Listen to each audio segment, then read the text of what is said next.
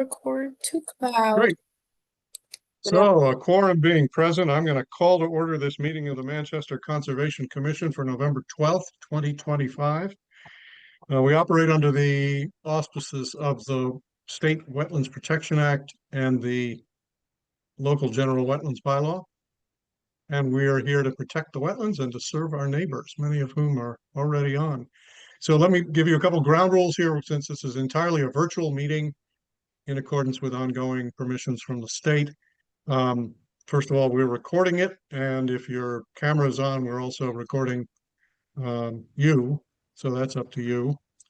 Second, this will be a meeting where public comment is invited, questions or comments, and when that's the case, I'll tell you, and you, if you're interested in making a comment on some project other than your own, let me know by raising your hand, literally, or hitting the little hand raise emblem in Zoom. And then when you're recognized, tell us your name and address or affiliation, and try to keep your comments to 2 minutes or less. We have a chat function in Zoom here, but we'd ask that you please not use it for anything but technical issues, because if you have a real question or comment and you put it in the chat, it isn't captured in the record, which we'd like it to be. Let's see, what else? So we will conduct all our votes by roll call tonight. And I'll begin by welcoming and calling the roll of commissioners. Dr. Olga Hayes. Here. Dr. Gordon Turner. Here. Dr. Jeffrey Bodner Turner. Present. Mr. Jim Hoffman. Here. And I'm Steve Gang, Chair, and I am here as well, so we have a quorum. We also have our administrator, Bethany Barstow, who's a bit under the weather and her voice is a bit weak, so we're going to save her voice for when it's absolutely crucial to help us figure things out. All right, any other preliminaries? Anybody having announcements or things we need to attend to before we plunge in? So I'll declare the public hearing open, and we'll start with notices of intent. The first of which is a continued NOI for 44 Norwood Avenue, DEP number 39-937, map 50, lot 21, Nicholas Stengel. And this applicant has requested a continuance to our next meeting, December 2nd. Can I hear a motion for that? I move that we continue this meeting of 44 Norwood to December 2nd. Second. Perfect. Thank you. All those in favor, Gordon? Aye. Jeff? Aye.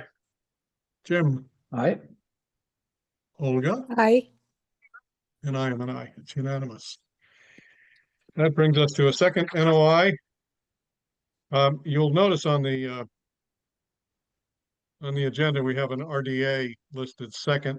I'm going to ask permission from all involved here to put it down with the other RDAs, continue taking up notices of intent, as is our usual habit. Any objections? No. Hearing none, we'll move to a notice of intent for 48 Norwood. There's a lot happening on that block. DEP file 39-939. Lot number I don't know, but this is a proposed removal of existing garage and conversion to an ADU. Most of this work will be within the 200-foot riverfront area. The applicant is James Gaddis, and the homeowners, the project owners, are Jane and Dave Matrano, who are here. Welcome, everybody. Thank you. Would one of you like to just give us a capsule summary of this project? I can do Jim, that if you want. Hi, everybody. I'm Jim Gaddis. I'm the contractor for Jane and Dave, and we're proposing to take down an existing structure that's currently a cinder block garage. It has full utilities in it already, water, sewer, gas, and we're going to take it down and build a ADU for Jane and Dave for aging in place while their family takes over the main house. I think that pretty much sums it up, right, guys? Yeah, that says it. Thank you, Jim.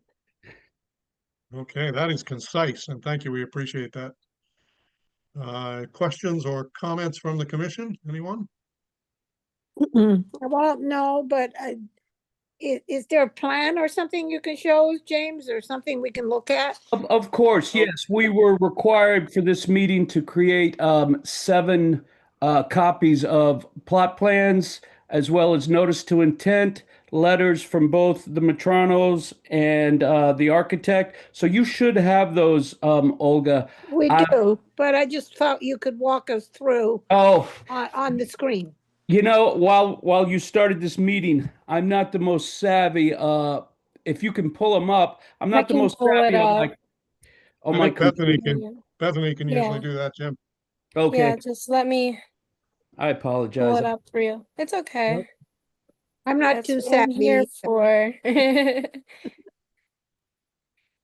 Here it Oh, is. great, great. So Nicely done. if you see outlined in blue, that is the original garage right there. It's a concrete block. It's a slab on grade. Currently has a bathroom in it, and it was reused as a workshop with a bathroom for many years. Jane and Dave I think they've owned the house for 100 years, right, guys? The family that long, yeah. Yeah. So if you see what we've got is we're super close on the left-hand side. Our setbacks are we're in violation by 8 feet more or less on both the left side and the back. We're proposing a slightly larger 2-bedroom dwelling unit, but we're going to improve the setbacks. We're still not going, we're asking the zoning board next week for a variance, but we're improving them. So that's pretty much the scope of the work right there. And you can see the main house in front and hopefully Jane and Dave's dwelling in the back. So there'll be an increase in impervious surface, but it's entirely in lawn to the Yes, right-hand side and in driveway to the front. right.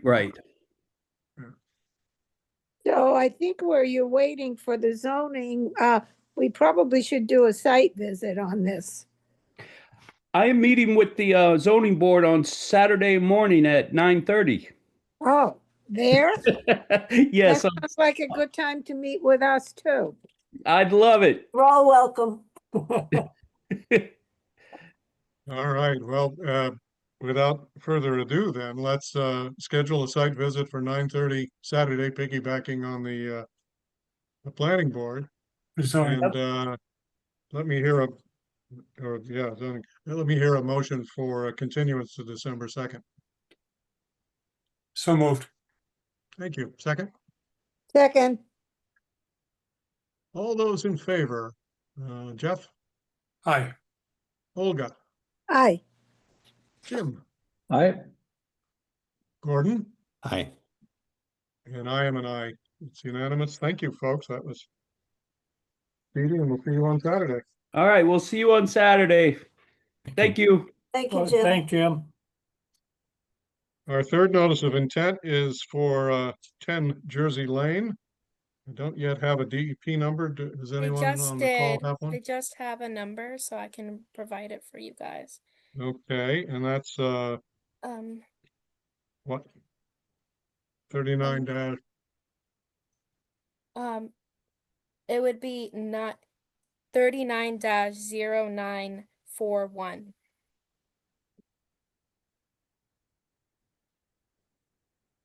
good. The applicant is Brendan Greenwald, and the project proposes to replace a septic system within the 100-foot buffer zone to vegetated wetland. Is somebody here tonight to Hey everyone, thank Give us a- you so much for your time. This is Brendan Greenwald. John Judd is here to speak about any details regarding the project, so I'll let him kind of take it from here. The one thing that was suggested that I mention is regarding our current timeline, which John has been extremely helpful with. We closed on this property about a month ago. And part of the contingency was getting a septic installed in place, updating essentially the cesspool that is currently there, and making sure that our lender required us to have it done by December 5th. So anything that I can do to expedite any kind of, follow-up or approvals or anything like that, and anything that you guys need from us, please feel free to let me know, and we'll turn around as soon as possible. But from here, I'll let John kind of take it over, and any questions that you guys have for him. Thank Thanks, you. Brendan. Thank you, Mr. Chairman, members of the commission. For the record, John Judd, engineer with Gateway Consultants. Just a very brief description of the system, which is I pulled up. Can you see that, Mr. Chairman? Yep. Okay. Loud and clear. Yeah, so existing house here, this plan has been approved by the Board of Health. We did soil testing with the health agent. We tried to get another location outside the buffer zone. We just didn't have any luck over here. It's not conducive. It was all mixed fill and lousy material in terms of septic placement over in this area here. So we did make a pretty good effort here with the health agent witnessing everything. So essentially, as Brendan pointed out, we have an existing septic pit here and a leaching field here, all of which are in the groundwater and are currently non-passing. The actual resource area is off-site. It's here. We've surveyed located a fairly steep banking here between the property line going down to the wetland. It's well defined. And so what we're doing is putting in an advanced treatment septic tank here, pressure distribution, pump chamber here, and this would disperse the treated effluent across a much larger area. No additional bedrooms are proposed. It's simply a replacement system in the buffer zone. Understanding that we needed a variance for the setback requirements to the wetland edge as required by both the Conservation Commission and the Board of Health. But again, we do have an approval from the Board of Health, and I can answer any question. We do have erosion control proposed here along the limit of work. And that's my presentation. Thank you. Questions or comments from the commission?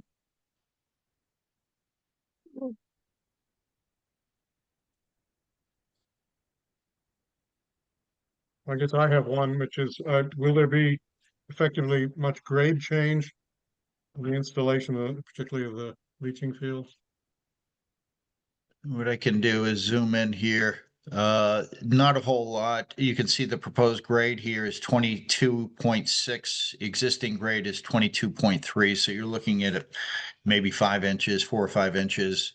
And the reason being is that we're going to be taking all this material out of here that is not suitable, bringing in a nice Title V sand and building that up slightly, but not much. I can show you the profile if you'd like over on this side. But the answer is it's more or less the same, slightly. We are going to be bringing in quite a bit of leaching sand here, and we would have the vertical offset above groundwater table.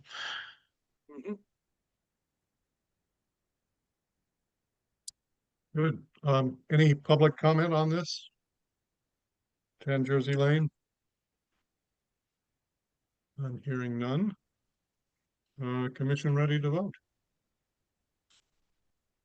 I'm ready. All right, I'll hear a motion to close the hearing. So moved.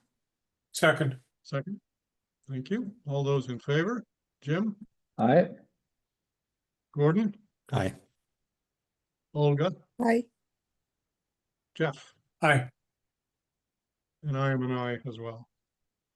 Thanks, folks. We'll get to conditions in just a little bit. Or do the commission want to handle those conditions now? I'd like to finish the agenda and then go back to the conditions. We can do those. I have them drafted, so we'll do those at the end. Great. We'll go back to them after we complete a couple of RDAs. Thank you very much. Done. Thank you. Thank you, Thank John. you all so much for Brendan. your time. Bye. Have a good Aye. night. Good work. The first RDA on our docket is 16 Bridge Street. Applicant Randy Wood, local number I don't have, but it's proposed replacement of a deck within the 100-foot buffer zone. And thought I saw Randy. Yeah, there you He's are. here. Can you give us a capsule summary of the project, please? You You're need to mute, unmute. Randy. Hate that thing.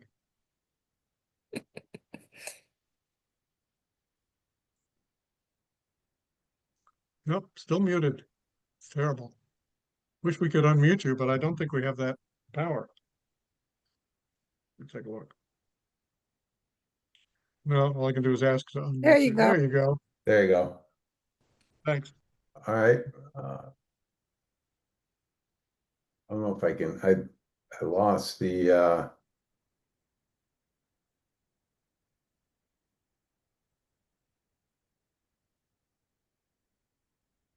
all right, there I am. I'm in. I'm here. Sorry about that.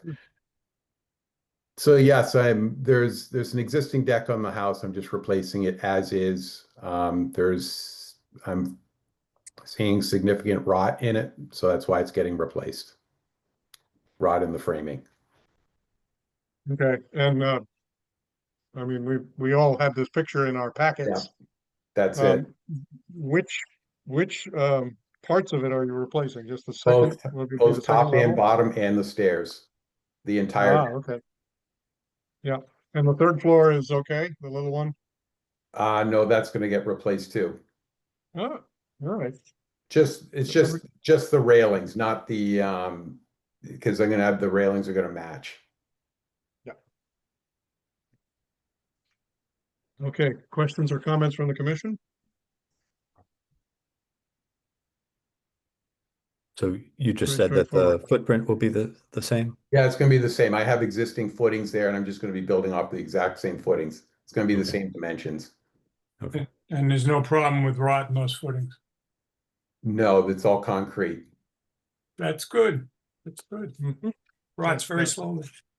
Yeah, And you'll be staging up on your driveway on Bridge Street? yes. Okay, And everything will be taken out by hand. There's gonna be no machinery back there or anything. great. Jim, you look like a question is poised on your lips. No, I think it's great. Oh, good. Just that look. All right, any public comment on this RDA from 16 Bridge Street?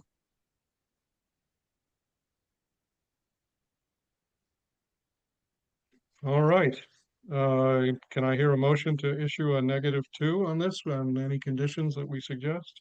So moved. Before we lock it down, I guess that it would be helpful to put down on paper that there'll be no dumpster or equipment on the seaside for the project. It'll all be on the, No, yeah, it's all, The you land's up. can't access, it's not accessible for anything it'd be anyway. hard to get there. It's yeah. very, it's not accessible. I walked there last Tuesday for machinery. Okay, then we don't need to worry about that. I can't think of any others. So is there a second? Second. Oh, I know, I'm the one that moved. I'll Second, second. Yeah, you I'll made, second. we Can't do give both. you a lot, we give you a lot of leeway, Olga, but we draw the line. All those in favor of a -2 determination, Gordon, Aye. Jim, All right. Jeff, hi. Olga, Aye. and I'll join. It's unanimous. Thank you, Randy Wood. Okay, thank you. Thanks. Sure thing. Have a Have a good good evening. night. Thank you. Good night. The second RDA is from 27 Manchester, Raymond Street, AKA Manchester B&T. No local number either. This is for repair of a deck within the 100-foot buffer to coastal bank. I should ask before we proceed, is there anybody on the commission who's a member of the B&T? I think Okay. David is the only one, but he's I not. think David is the only one, therefore we have a quorum and we can proceed with this. Kimberly Bird, you're here. Would That's you like me. to give us a summary of the project? It's a very basic, just repair and replacement of the current deck, the current footprint that I'm in. The deck is about 30 years old and it's showing some rot as well as the railings. So we're not changing any design, any change in size. We're just replacing the wooden deck and some of the railing posts that have been issued to the rot. And the work can be done from the land side? Yes. Well, there's a front deck on it. It wraps around the building. So yeah, it does the entire building. Yeah. Other questions or comments from the commission? No, it's pretty straightforward. Anyone in the public have a question about 27 Raymond, Manchester B&T? This is too easy, folks. Any conditions we think we need to add to a determination here? Where are you stockpiling the debris? You're just gonna hand carry it out and? So we will have the dumpsters on the back side of the parking lot. Mhm. And he will be storing a lot since we do not have a lot of indoor area at the club. Our contractor is going to be putting a lot of the materials. He's going to be bringing them in as needed, especially because it's going to be subjected to a lot of weather with a winter build like this or winter replacement. Yeah. So he's going to be Well, I guess having. we would just there. stipulate that the dumpster and the staging be more than 100 feet from the bank. Oh, yes, yes. Yeah, it's And- going to be on the, yep. because we worry about anything coming over our seawall anyway. So we always Correct, move yeah. everything back Yep. past the tennis courts in the winter. I've been there. Oh, yeah. We went through this we lost the front end of the building last year or in beginning of 2024. Yep. 24, yeah, January. 24. Lovely. Okay. This would also be a -2. Can I hear a motion? So moved. Second? Second, All those in favor? Olga, Hi. Gordon, Aye. Jim, Aye. Jeff, aye. and I am an aye as well. Unanimous, and thank you. Thank you very much. Well, moving right along, we're at the last RDA, I think, which is for 7 Central Street from AGEM 7 Central LLC. Proposed renovations of a building within the riverfront area. And I see Adam Zager is here. Yes, Adam Give Zager us- for AGM 7 Central LLC. Thanks. Do you want to give us a capsule summary of the project you want a determination for? Certainly. This was, as everyone knows, it was the the first piece was the demolition of the addition to the building within the restaurant area on the street side. That occurred because there was a rotted support beam that was discovered when the prior tenant was doing some work inside the building. So that area was demolished. That took place in October of 2024 pursuant to a building permit. It was approved by the Historic District Commission. In its place was installed a cobblestone small patio area. And as part of that, they used permeable grout. So it's a much improved condition to what was there before, covered by a building.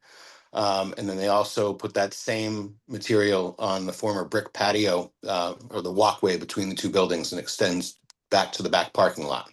And Excuse me for interrupting, but there's already a determination of applicability for that work on file, I think, dated April 10th, 2023. Okay, and Is then that possible? It's in your packet, and it describes demolition and construction of a impervious patio. Steve, I was under the impression that might be for another property. I'm not. Yeah, I think it is. It's 38 School Street. Never mind. So I'm confused why it's in the packet, but let's let that go. I'll be happy to explain. So moving on. So the second component. So that was performed in October of 2024. Was there no permit issued after the fact for the demolition of that small structure and the creation of a patio? It was building permit B 24-241. No, no, wetlands permit. Didn't, I seem to remember the Concom requesting something, and I remember us passing something. Well, that's No? what I understood you wanted a request for determination of applicability for all the work that had been performed to date, including that demolition. Okay, well, let's assume then that is a still unpermitted activity, and let's hear it Okay, tonight. and then, so the second piece of it is for the work, the renovation to the exterior of the building that's largely been complete. That was done pursuant to a building permit that was issued, I believe it was in August of this year. Plans prepared by Olson Lewis, dated April 30, 2025, which we submitted. The project, when it was permitted, the intention was to not have any effect on the resource area at all. This renovation is of a building within its existing footprint. No change whatsoever, except there were two small field changes that were made, which I can describe to you. Essentially, the staircases at the, leading down to the parking area were directed back towards Central Street. And, for convenience of folks, coming down the stairs, getting to the parking area, the decision was made to reverse those stairs. So that's actually the only, and that's going to result in two small concrete footings that are roughly, 3.5 by 2.5 feet to accommodate those stairs. So those are the only elements of the project that are intended to have, any alteration on the resource area. There's been a dumpster that's been maintained in the back. While work is being performed. Most of the, all of the interior demolition is complete. All of the exterior work is essentially done, except for, I think there's a couple places where there need to be railings installed on the decks. Those are going to be done at the end of the project. And one of the two new footings is already installed. So essentially one more of those footings will need to be installed in the area. And that's about it. So any, effect on the resource, would really be, of a speculative nature. Should a dumpster not be covered and things get blown away, or should, rain in or leakage or anything like that. There's no intent to store any equipment or any, machinery in the resource area. All the remaining work is strictly interior fit out work that's going to occur to the residences and to the retail space in the front. There's a dumpster that's presently at 6 School Street that's going to be moved back. At Bethany's request today, I sent in a plan showing where that dumpster would be located. There's obviously town property between our site and Central Pond, so it would be a minimum of 23 feet from the bank. And I think we also submitted a further detailed narrative that gave a little bit more description about the work that took place under the Olson Lewis plans that I described, the renovation of the exterior building. It was essentially basically siding, paint, windows, roof, essentially just a complete, exterior, refurbishment of the building to bring it up to a first-class standard. So it's going to be able to accommodate some first-class residences and hopefully very soon a brand new, coffee shop that everybody's excited about. So I understand the project has been controversial and WPA 1, should have been filed, for this work. But we're hopeful that we've given the commission enough information, and we're happy to comply with any performance standards or conditions that the commission might want to impose for work in the riverfront area that's not intended to have any effect, or alteration. I think I submitted earlier this afternoon just to Bethany, just so she'd have them a set of proposed sort of sample conditions that would apply to dumpsters. Keeping it at least 25 feet from the bank, keeping it covered, keeping it stabilized. Requirements for stabilization, requirements for inspection, all the typical things that I think we'd want to see, or that you'd want to see to make sure that the resource area is protected.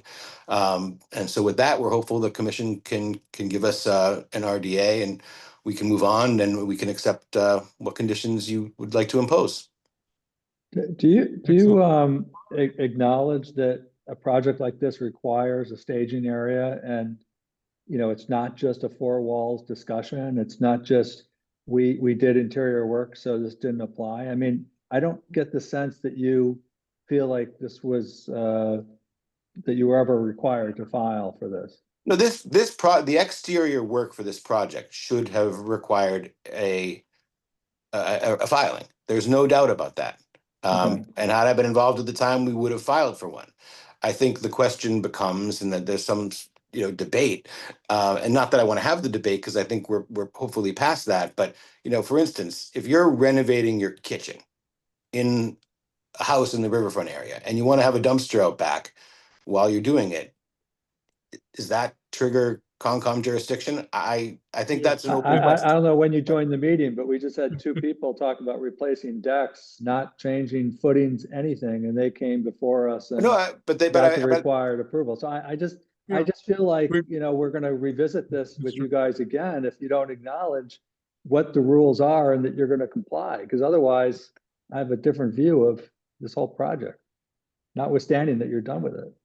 Well, I think I just said pretty clearly that the exterior work would require a filing. You just were backing off. The example that I gave though was if we were just doing if we have to renovate a kitchen in an apartment and there's going to be a dumpster outside for a day or two, does that require I'm not so sure that triggers jurisdiction under the Wetlands Protection Act. So you'll go ahead and just see if someone objects, or what's the idea then? You're not sure if it applies, so you're just gonna. Can we stay away from hypotheticals? That's right. It's not. Focus on this one. Right. Okay. Please. So, do commissioners have questions about the project? Yeah, I have a few, but I have a few, Steve, if it's okay. Thank you, Mr. Zager. Are there any proposed changes to drainage off of the property, roof lines, gutters, anything like that as part of the work that's been done on the exterior? None. Okay. And are there any changes to parking spots, number of cars, compared to how it used to be? I don't know if there's, additional residents who will be living there and traffic and things like that. What can you say about that? I think it's hard to envision how that will be different from the commercial use. I think it actually would result in hopefully less use. I mean, when it was commercial, you had cars coming in and out of there all the time. You had commercial deliveries bringing who knows what. You had, it was a restaurant. It was a heavy use. They were bringing in, cooking oil. They had a grease trap. I mean, are you guys? I'm just asking, like, are you reconfiguring parking spaces or anything? It wasn't clear. I think there's going to be. I think there's going to be parking spaces for. It's the same amount of cars that were there before. There's never any striped parking because it's just a, big gravel and dirt area. So I don't think they've even, as I look at it, I don't think there even is a formal parking plan because there's plenty of space out there for everybody to park. Okay. And there's other. Go ahead, Gordon. Yeah, sorry, just one last question, and then this dumpster that you're referring to, this is not a construction dumpster. This is a permanent dumpster that you're hoping to. No, it's just no. They're actually. I'm as I understand it. We're going to probably prohibit the tenant from operating with a dumpster out back. Nobody wants a dumpster. There are residences out there, so they're probably going to be required to dispose of their waste within their own premises and have it taken off site. This is purely as it stands now. This dumpster is being used solely for interior construction. Demo is done. There's no more demo material, nothing like that. It'll literally be like excess materials, packaging, and contractor lunches. Okay, and so if there were to be conditions about dumpsters for commercial use or something like that, the applicant would be okay with that, or? I think that goes, I would have to check with the tenant and find out exactly what the plans are, but I don't think there's no intention to have a dumpster out there that is going to be like for regular weekly pickup or whatever. Right. That's not. There's going to have to be a place for the tenants to put their trash. Yeah, but that's not. Okay, I was just trying to clarify. I wasn't clear on the dumpster. Thank you. Other questions, Olga? or Jeff? I have a couple. So you've described to us what's going in the dumpster. It's just packaging material for the internal construction. Where will you stage for delivery and storage of those materials before they're used? Inside 6 School Street. Mhm. And then how will I get from 6 School to 7 Central? The contractors will probably carry them out the back, or they might pull up on the side of 6 School and carry it out, load it in, and drive it down the back driveway. I mean, there's no intention to so- stockpile anything. And this is all interior construction, so you're not going to want to have any of that material exposed to the elements at all. All right. You do have quite a covered area back there, but underneath the concrete deck, as you know. So it is possible you might use that for staging, but I understand you're not going to. Second question is, for how long will the dumpster be there, and can you estimate how many times it'll need to be emptied? It's, it's construction, it's hard to tell. I mean, it's Right. that restaurant needs a full build out. It's going to be extensive. I mean, we're hoping to get it open, it doesn't make any money until it's open. So, there's no, we're not looking to delay. It could be 3 months, 6 months, 9 months. I don't have an answer for you. First, we need to get past this and get a cease and desist off of us and get going. Right. I mean, generally, we have a notion of the scope of work when temporary disturbance to a resource area is involved, which is what this is, putting a dumpster there. So personally, I would appreciate knowing, is this a 1 month, 3 month, 6 month, or 12-month project? Well, look, I mean, we're talking about a potential, national retailer. You're heading into December. They're not going to be doing anything. So it's hard to predict, Yeah. how long it's going to be. Simply saying I don't know suffices. You mentioned 2 new concrete pads to serve as landings for the stairs. What are Correct. their dimensions again? They're about 2.5 by 3 feet. There were field changes. They're not shown on the plan. Unfortunately, essentially the decision was made to reverse the stairways. I mean, they're essentially I understand. about 3 And feet the by old 3 feet. footings, were the old footings demoed and removed?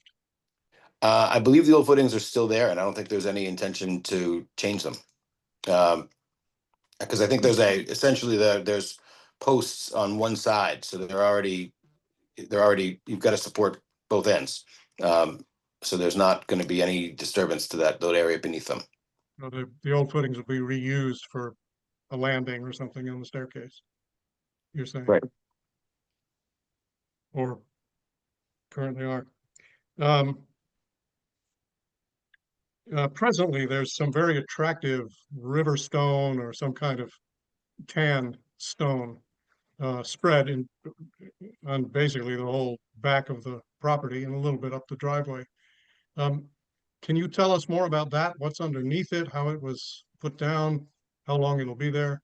I think that's been there for upwards of 7-8 years. I mean, but most of that area is town-owned land. No, I'm talking directly behind the building. It looks brand new. It isn't soiled or crushed. The beige stones. I mean, maybe stuff has been moved around the site, but that if you look, that stuff goes all the way to. I mean, I think it goes all the way over to. I mean, almost from behind 6 Central. I mean, it covers the entire area. Could be. I only observed it on 7 Central property and not moving over into town, the strip of townland. The reason I'm asking is that if it were relatively new, one might have a legitimate fear that there is something underneath it that should have been remediated before what appears to be cosmetic of a uniform, to my eyes, relatively new surface is put down. That's one reason we ask for permits before things are done that would actually be fairly difficult to undo. So you're not aware of that being part of this project? And you don't Not at know all. for sure when that was installed? I can tell you that has, I mean, 100, I mean, I walked by that today. That same stone covers the entire area from behind the old craft building past 7 Central onto 11 Central and the number beyond that. That's the same stuff is covering the whole area. And there was no excavation as part of this project at all. I mean, it was purely a renovation of an existing building that was intended to You have keep to its footprint install those exactly the same.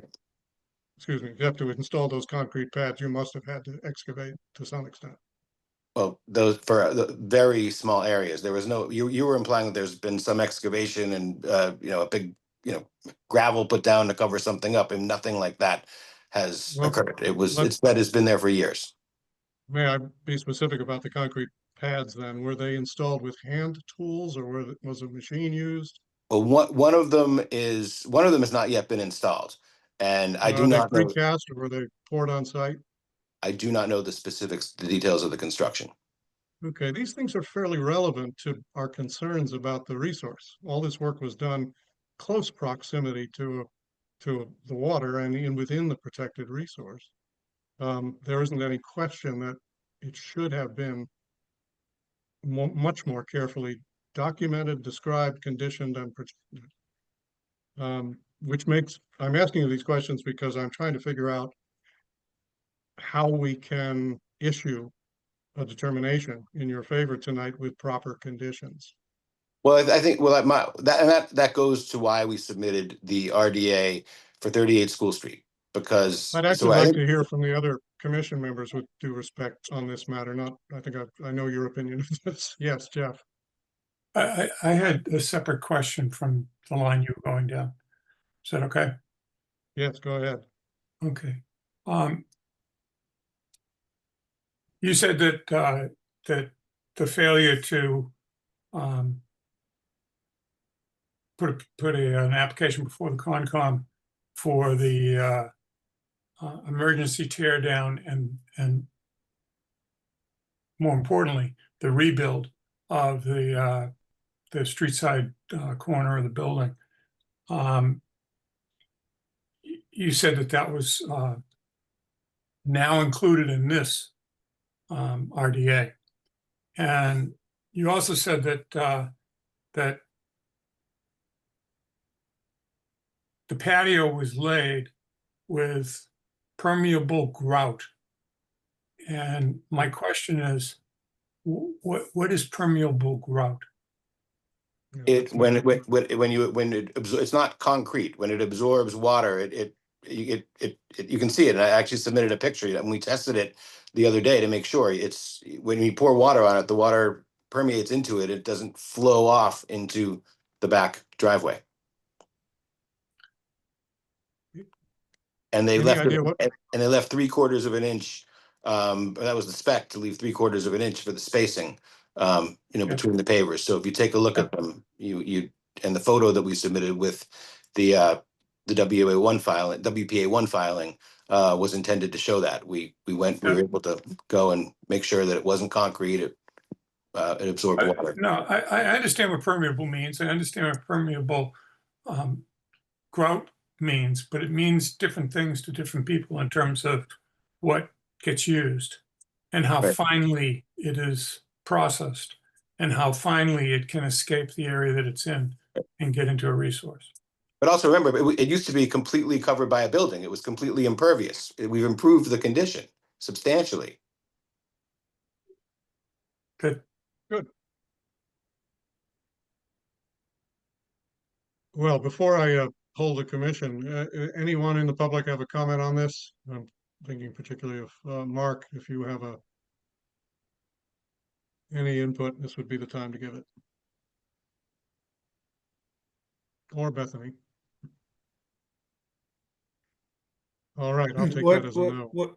Steve, what did you ask for? I Sorry. was asking for public comment, and it occurred to me that you may have some input you want to give us as we enter this discussion of how to handle this rather complicated, somewhat incomplete filing?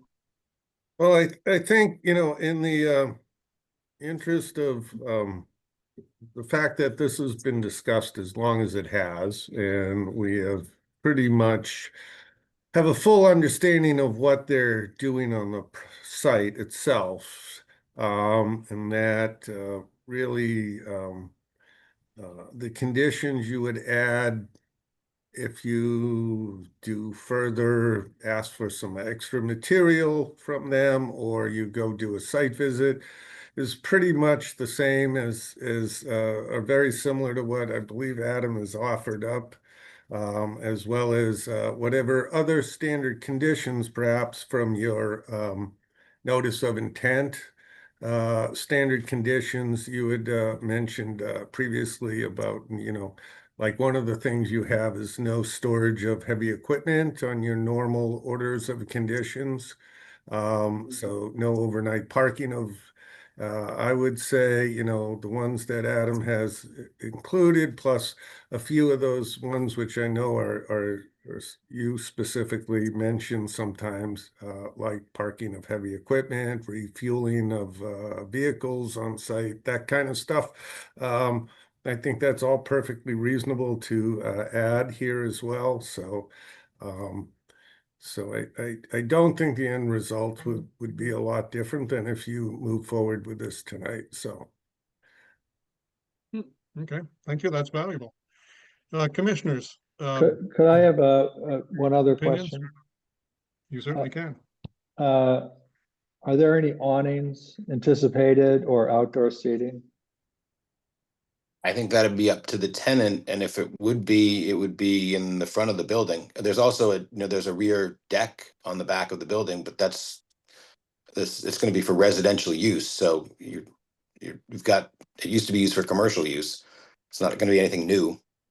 Yeah, I'm just thinking about refuse when people have all the tables and the paper and the cups and the awnings, expand the. I can assure you that this client, and if you take a stroll around town and look at these properties, this is going to be kept in as immaculate condition as any retail property in not just Manchester, but in the world. They operate to the highest standard. Yeah, I just didn't know whether there was anticipated to be outdoor seating or awning. There may be in that on the new patio area. It's very attractive.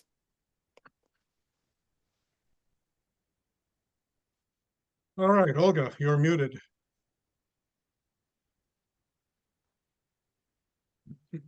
No, it's somewhere there. There you Finally, go. goodness. That's better. So for the record, I think a lot of these questions that we're asking would have all been part of a notice of intent if that had come before us. I agree that at this point, we can probably condition it to move forward, but I just want it for the record that any project within our jurisdiction needs to be permitted.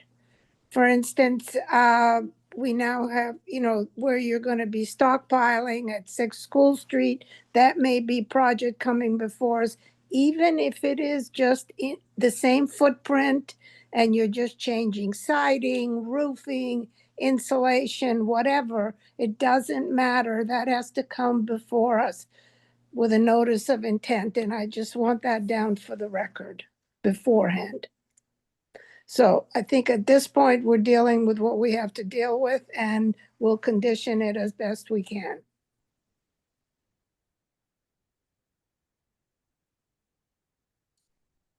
Opinions on that? Jim, Jeff, Gordon? I would agree with Olga. I mean, my concerns are just that there's probably other properties within jurisdiction that will be worked on in the future, and would be important that those get permitted appropriately. But I think we'll do the best we can. Okay, well, in the interest of moving this forward, there's 5 areas where I think we could, if we can come up with conditions, I would be ready to issue a negative determination. The first area is the dumpster. And limiting it to clean fill and just in case providing spill protection in terms of a lid and a spill control, erosion control around the dumpster itself. Mhm. Just a suggestion. I'm open to other ideas about that. I'd also say we would put a time limit on that. The dumpster you need to come back to us to renew this after what, 90 days, 180 days, some period of time where we say, it's sufficiently long that we're looking at something that in any other case we would require an NOI for, not an RDA. RDA is for things that are relatively minor. You want to add 2 new footings and extend your deck when you live near the brook, that's an RDA. You want to tear off your deck and enclose part of it and put in new footings for the other, that's an NOI. That's my opinion anyhow. So that's number one, the dumpster. Number two would be to make it explicit that materials be delivered only by smaller vehicles or by hand. So rather than pulling semis back there on the river, on the bank and riverfront. Third would be the new staircase footings, platforms, landings, whatever you want to call them. We need to get drawings of those, such as one would have in a plan. And we need to understand the construction of those so we can determine what's the actual increase in impervious, how much disturbance was associated with creating them in excavation and grading and other things. So that's information more than anything, but it's, after the fact. Yeah, I'm writing this down. Yeah, for thank you. the- Fourth is putting some conditions on parking back there. I would say if it's 3 units, it should be limited to 6 cars. And that's it.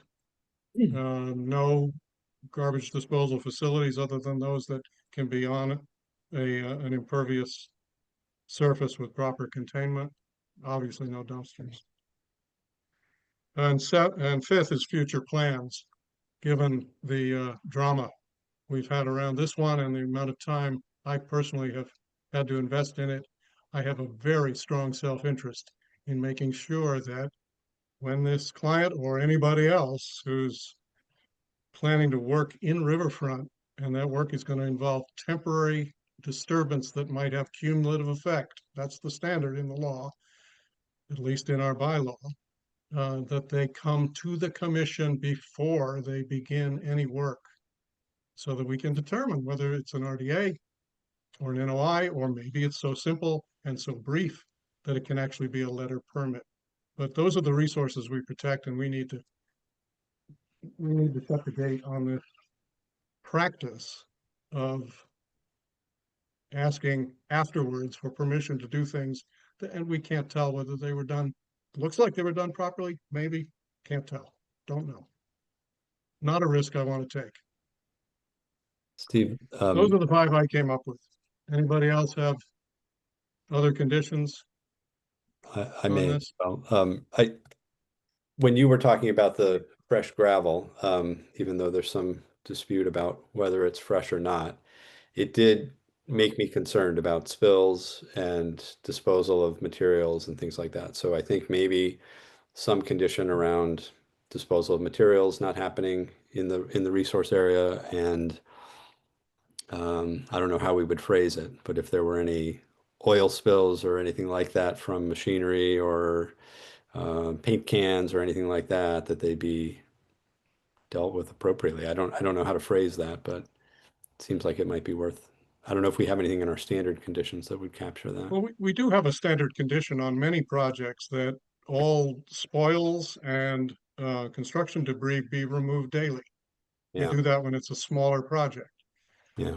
If what you're talking about here is packaging materials and lunch bags after they're used, maybe it isn't too onerous to say, lose the dumpster, just follow the standard remove properly dispose of everything at end of workday. That is a standard condition. For a large construction project, we would never ask that because it's not feasible to tear off roof shingles on a building that size and to take off the siding, and I don't know what you did internally. You need a dumpster and you're gonna have to fill it up many times. But I guess I'm questioning, is this really a dumpster project or is that just a convenience? And since this is in the riverfront, should we be more scrupulous? I'm just thinking of conditions if, around spills, chemical spills and, concrete debris, things like that. Well, that would mean no storage of chemicals, paints, solvents, Right. or Maybe we should just be residues of explicit those. about it. Yeah. Yeah. That was in what we've submitted, and that condition is fine. That's part of, what we would consider typical construction conditions about storing hazardous materials. That's not an issue. I think he sent me something like when I went home, I think. Okay. Yep. I think that's Haven't probably seen right. that We yet, appreciate it. Yeah. Yeah. And We do have a pretty good library of those conditions, standard and special. Okay, that's dumpster, deliveries and staging, landings for the staircase, long-term parking behind the building, future work and permitting, and spill prevention storage prohibition. Anything else? all of those sound fine to me, except for the parking, and I think that's a real issue for the client to accept. This is a new site. Having a cap on parking is, that would be a restriction that I don't think that would be amenable to us. I don't think we have any we data, need- Steve, on how many spots are there currently. No, it was never a residential space. It was always restaurant and event space upstairs and whatnot. Well, I'm certainly amenable to a proposal to put more cars there, but it would have to be in a way that guarantees that the resource is protected from the junk that cars leak out. So we would need to see a proposal to that effect. I thought maybe 6 cars was plenty. It's certainly more than are going to fit underneath that concrete platform. Well, there may be shared parking between properties. As you know, there are affiliates that own parking spots in buildings nearby. Then it's not my decision. I guess I would say, for the interest of protecting the resource, let's put a cap on that. And if you don't like it, come back and make a proposal in a suitable NOI, because you're going to have to provide some way to protect the very proximate resource from automobiles if they're parked right up on the, or trucks or anything else. Wouldn't it should be the maximum that we can fit in accordance with the zoning bylaw. And I wouldn't think the zoning bylaw has any pertinence here. well, no, but it has a design with a number of spaces. You do need to follow it, but we need to make a determination that protects the resource, and zoning doesn't have that as an interest. But it doesn't seem to relate to the work that's being done, which is, it's just that this is no new construction. This is the usage is likely to be less than what it was before, with a full-on restaurant. And when you file an RDA, you expect to get our judgment on conditions. If the commission disagrees with me and thinks, we should allow however many parked cars fit back there, or trucks or whatever, let's hear it. But as it stands, does the fire department have a maximum number of vehicles they're allowed to park on their property? No other property, to my knowledge, on the pond, including our property across the pond, has any kind of cap. Excuse me, point of order. Yeah. You just talked over Steve when he had asked the commissioners a question, and we've listened patiently to you. We'd like you to listen patiently to us when he asks us a question and not answer it for us. Thank you. Right. So comparables are always important, but I agree with you, Steve. I agree with you, Steve, that 6 is a reasonable number. If there's hardship that's caused by that, let them let them come before us and show us what the hardship is.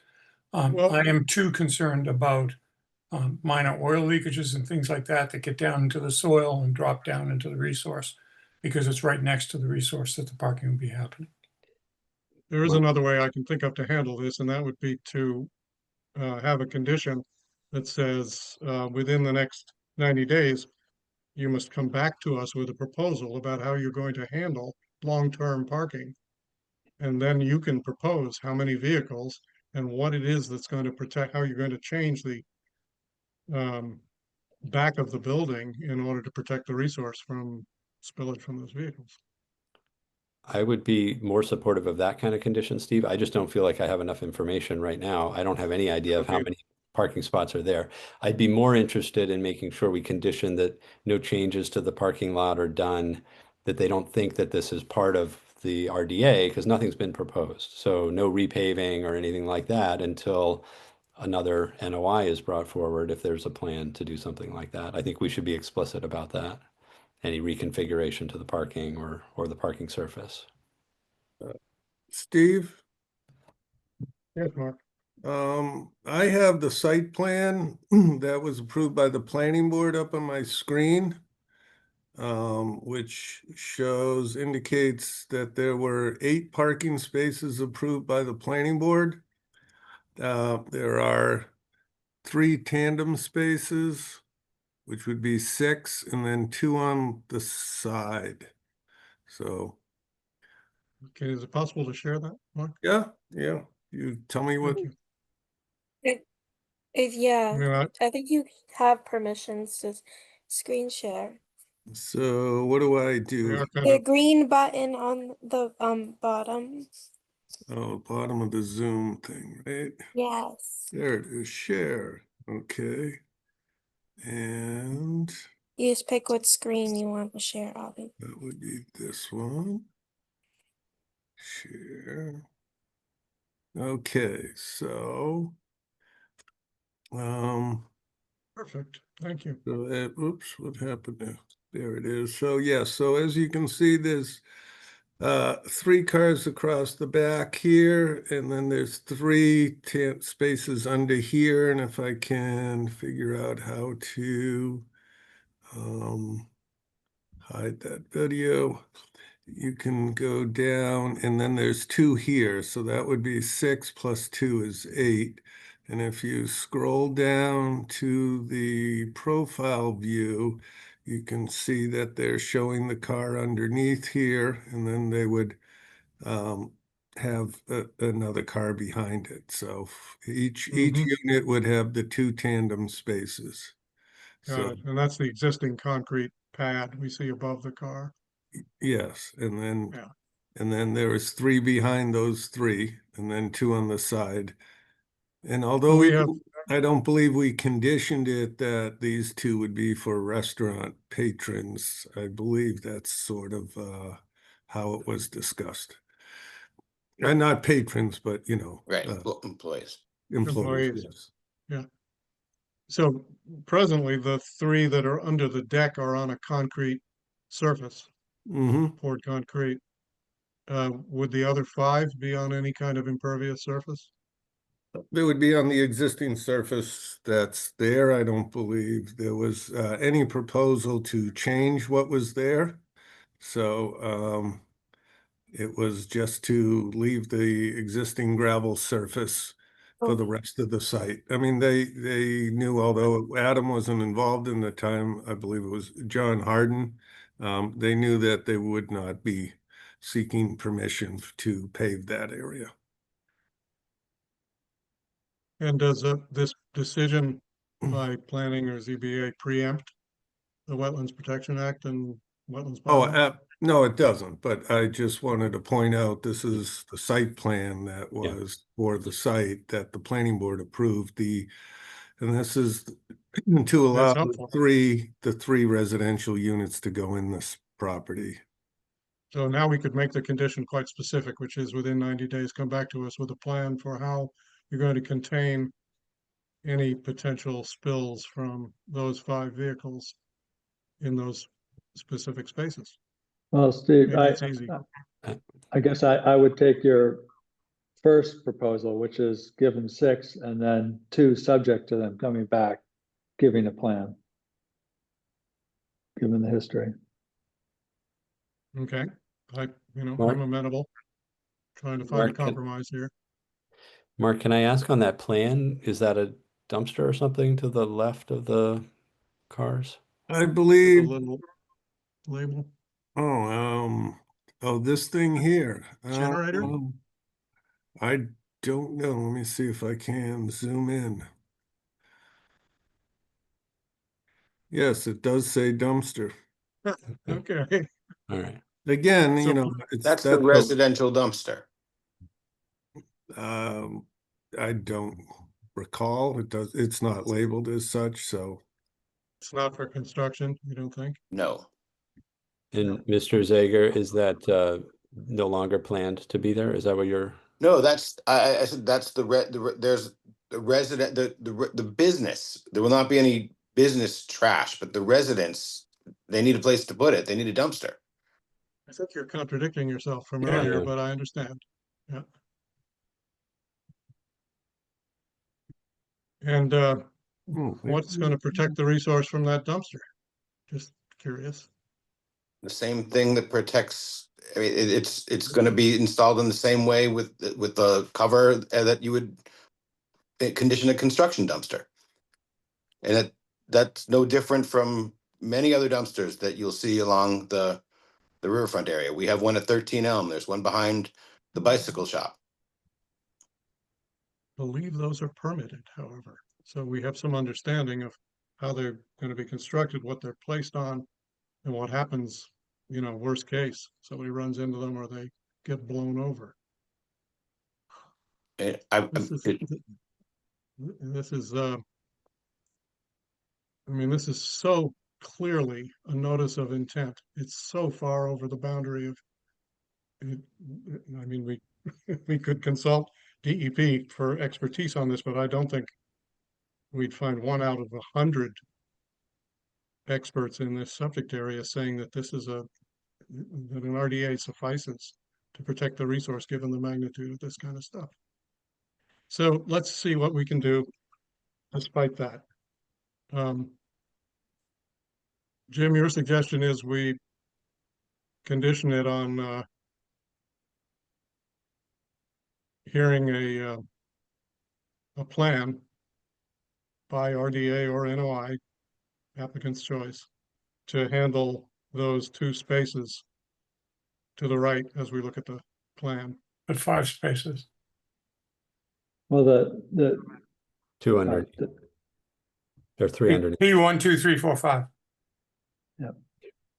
Were you referring to all 5 or just P4? I was referring to agreeing to 3 now and 2 subject to a future case, because I think I might want a site visit back there, but I don't want to hold it up. But I want to see the dumpster, and I'm concerned that you could try and stack, 10 more cars back there for customers, and I just want to see how that looks and make sure that it doesn't get out of hand.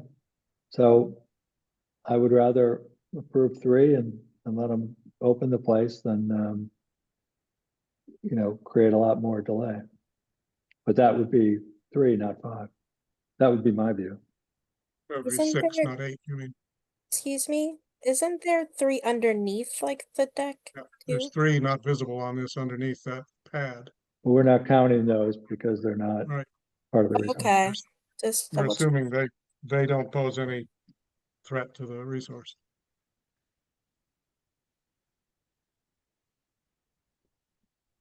Okay, well, Olga, and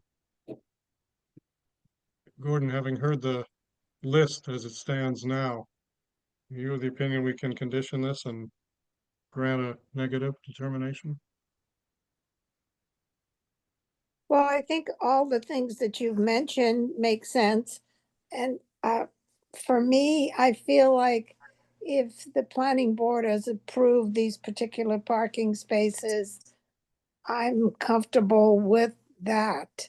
It's just a matter of conditioning you know, and you've already talked about it, whether toxic materials or oil, but, you know, people are not going to be doing an oil change there. So as long as things are maintained, then I would go with what the planning board has approved. Okay, Gordon, how about you? Yeah, I mean, I think we can come up with some conditions. Okay, let's see if we can get that done because we're Yeah. running long on this one. Yeah. So, Bethany, were you taking notes as we went through these? Yes, I was writing notes like on the bottom of the Yep, document that Adam supplied.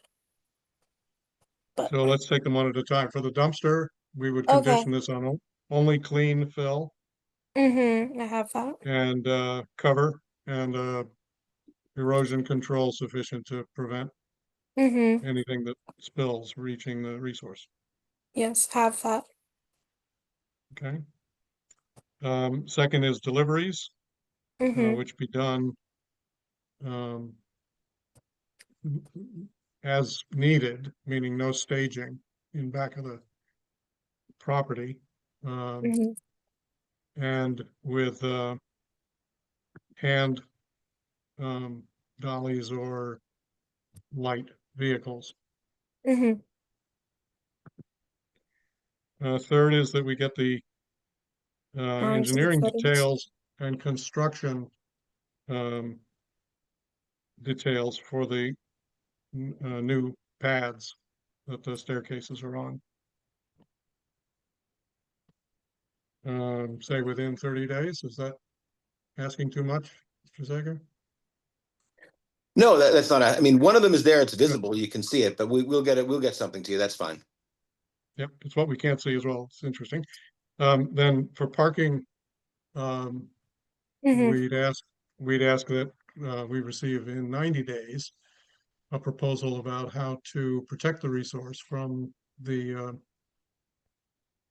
additional 2 cars that are there for supposedly for employees of the restaurant. The only issue there is protection of the resource. We're not trying to make you re-engineer parking or unless you think it's helpful for that purpose. Fifth is Oh, wait a minute, Steve, a comment on that. Why did you say 2 cars? cars 5 and 6 on the planning board. Yes, I understand, but why just limiting it to that?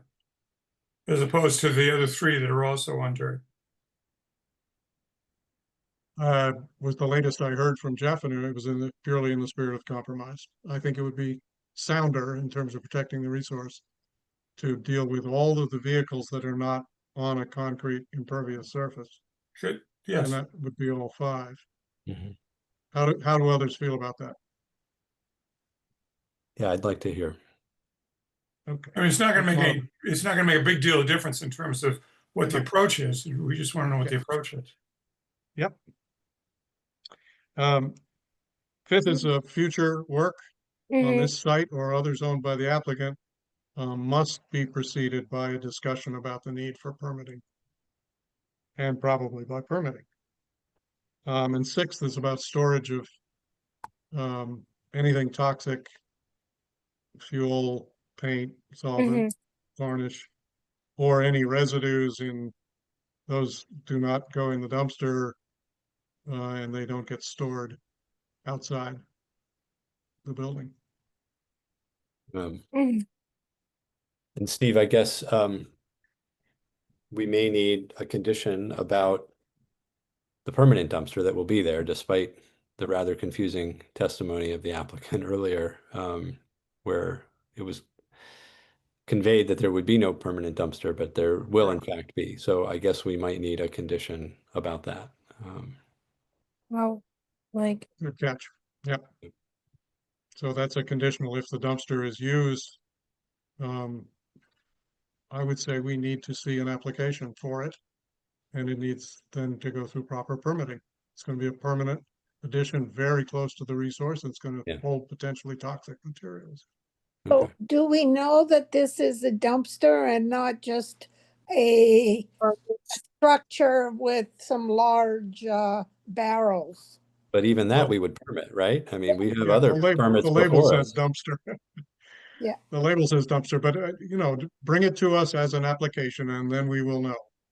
Yeah. This is how we do our work. We get the Maybe information. the condition is right now, no additional structures for trash or anything like that until it gets permitted or something, if that's, That makes sense. yeah. Fair enough. Well, yeah. Okay, Bethany, can you get those off the recording if you didn't scribble madly? You want me to screen share or say them? Go ahead if you have them typed. Let's take a look and then we Yes, can. they're in like the bottom, the little bottom, but they're highlighted, so I know they're ones we're talked about. Just let me, can you stop screen sharing, Mark, please? I think you can just kick him off, Bethany. Oh, I hate to see that. well, he did it anyway, so it's fine. Thank you, Mark. This is what I have. I have to like move this like black box. Hold on. I wrote only clean fill and spill control around dumpster to contain materials And cover. and cover. Yeah. And Around covered dumpster. around, yeah. Sorry, when I write fast, I Are you screen sharing? Because I don't have anything up. Oh, I can see it. Oh, well, I'll just listen. okay. The next is materials be delivered by smaller vehicles and by hand, no staging behind the property. Good. And then the next one is construction engineering details of the new pads where the staircase is on must, within 30 days, must be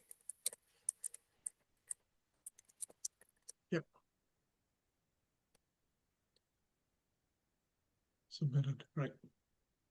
within 30 days. Parking within 90 days of proposal on how to protect the resource from the additional 5 cars. And future work and others with applicant must be preceded by the Future work on this site and others owned by the applicant must be preceded by work. notice to the Concom.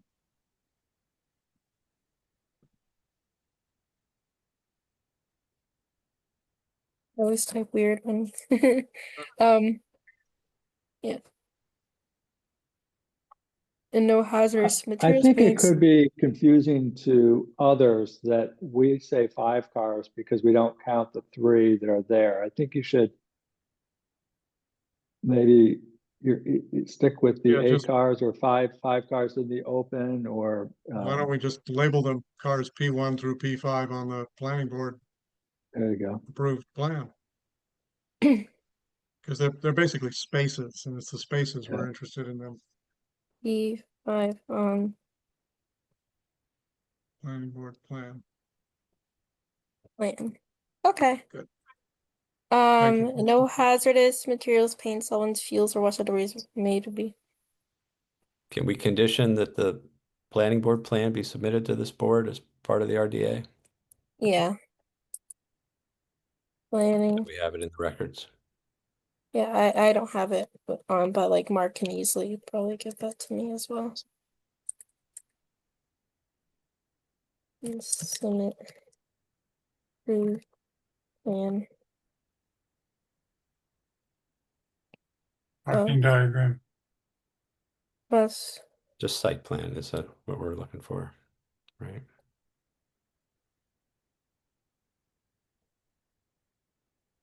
Okay. We also, storage of hazardous materials, et cetera, must be inside, indoors. Okay. I'll clean this up, but just for now.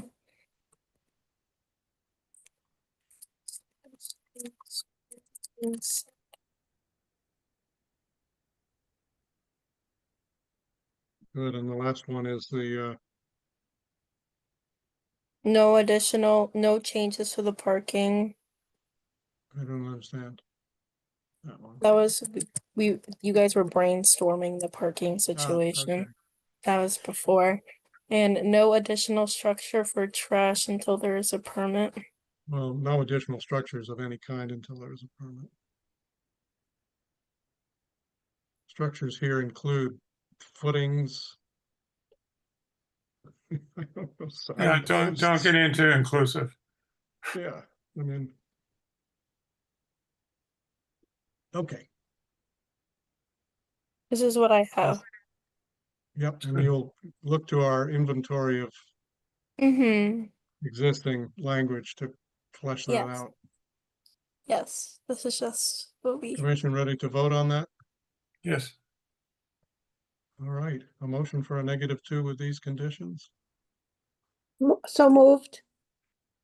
Second, Second. thank you. All those in favor, Gordon, Aye.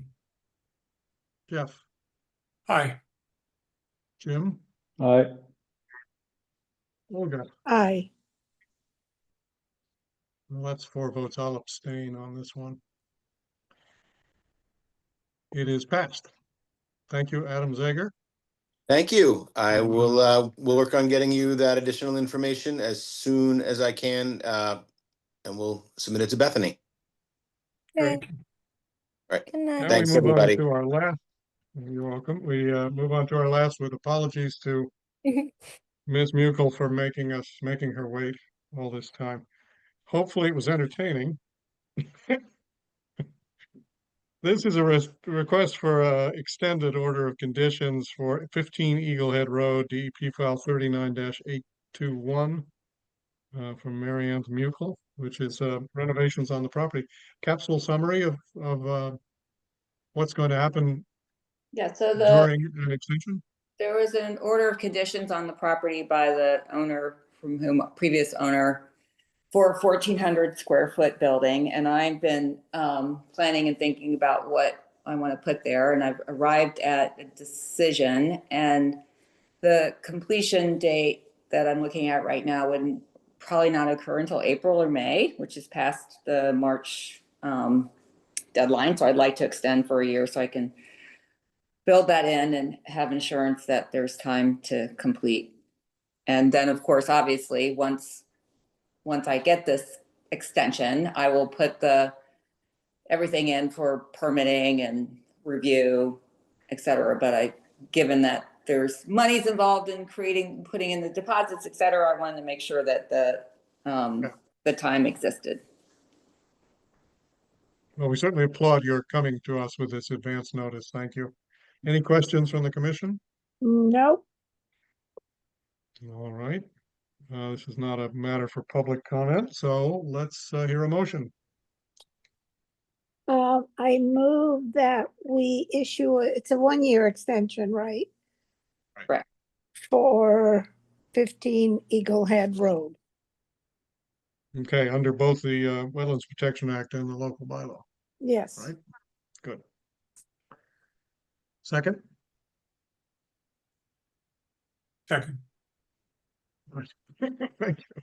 All those in favor, Olga, Aye. Jeff, Aye. Jim, Aye. Gordon, Aye. and I agree as well. It's unanimous. Thank you. Thank you. Good luck with the project. Thank you. Now we have the fun of approving 2 orders of condition. One is on the dredging, which has been drafted and reviewed extensively. Thank you, Henry. Thank you, Bethany. Thank you, Phil Colarusso, who gave us good input. And then I guess also for whatever it is we voted earlier. I have like a comment about this. Because I showed Nate this just to oh, this is like the conditions that we're gonna do, and he emailed me. I didn't get the chance to email him back because I was out with the flu, but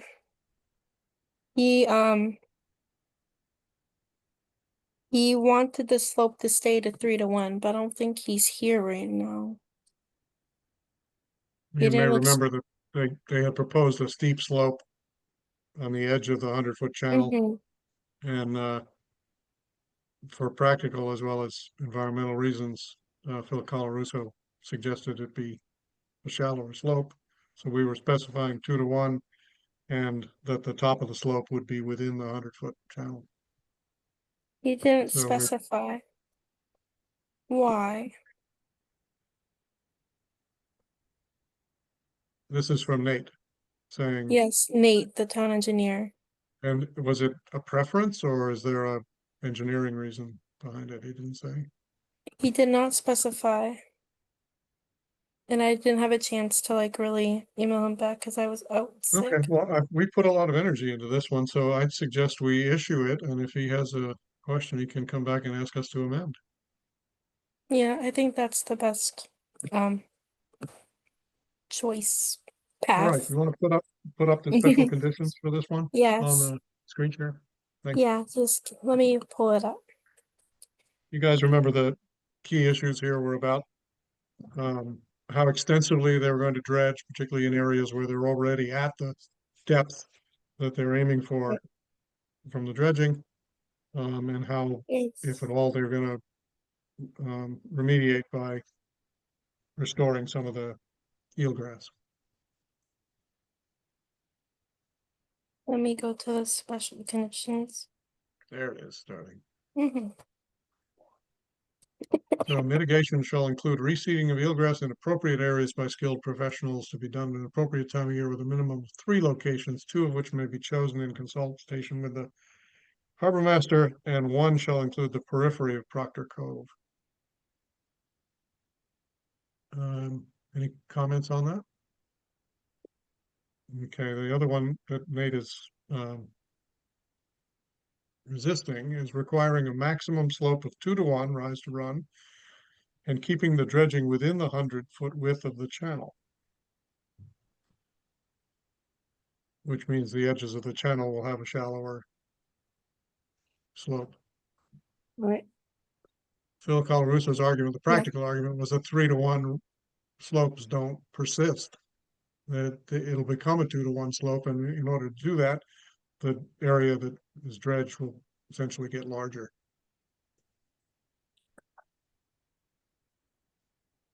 Which sounded like a good argument. 18 is any harbor area is already meeting the 10.3 foot depth on each channel and 8.33 feet in Proctor Cove shall be excluded from the dredging plan, which I think saves them a fair amount of money. So they're not objecting to that one. Anything else in this that we need to? Steve, I can't vote on this because I was not at the meetings, but I'm looking at this condition 16. And it seems a little loose to me, reseeding of eelgrass in appropriate areas. It doesn't say, you know, if I put in three bits of eelgrass here and 3 bits of eelgrass there, I've reseeded. Is there a scope in terms of how much? I wonder about that myself. I mean, if you brought in, you know, the Salem Sound crew to do this, you know, they have a kind of package they do where they collect a bunch of the seeds and then they use the amount they collect to dictate how far they can scatter. But it's pretty extensive from what Henry said about the prior work. Is there a way we could specify that it be a significant? If that's the process and that's been the standard. Yeah. You could say best practices in there. Yeah. Yep.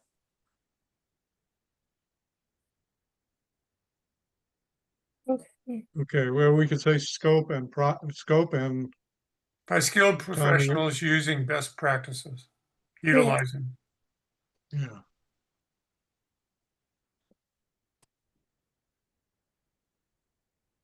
Thank you. We could say including the scope of the reseeding so that, you know, somebody has to justify if they want to do just 1 handful of seeds, which clearly isn't best practice. best practice to maximize scope. Sure. Or maximize reseeded area. Utilizing best practices too. Well, you're trying to maximize the successful reseeding. Mm-hmm. You're not trying to tell them how to Right. escape. Just leave it, Okay. utilizing best practices. Yep, That- I Yeah. think it's good. Okay. We'll tell them that that's what we meant. and now I'll keep my mouth shut because I can't vote. You can talk though. Yeah, sure can. I mean, okay, I mean, not to belabor this, but you could ask to see, just like you take a look at the landscape plan a year later to see that it succeeded, can you like have a follow-up? It's interesting. And an assessment a year later or 2 years later or something. Using their cool cameras Henry was telling me about. Yep.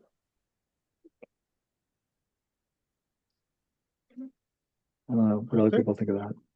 I think Phil said that the work that was done out in the outer areas of Sand Dollar Cove was pretty effective.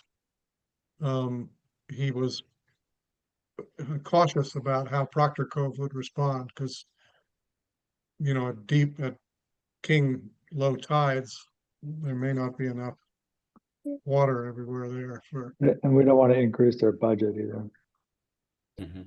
No. Okay, any other terms in there, Bethany, that we need to be aware of?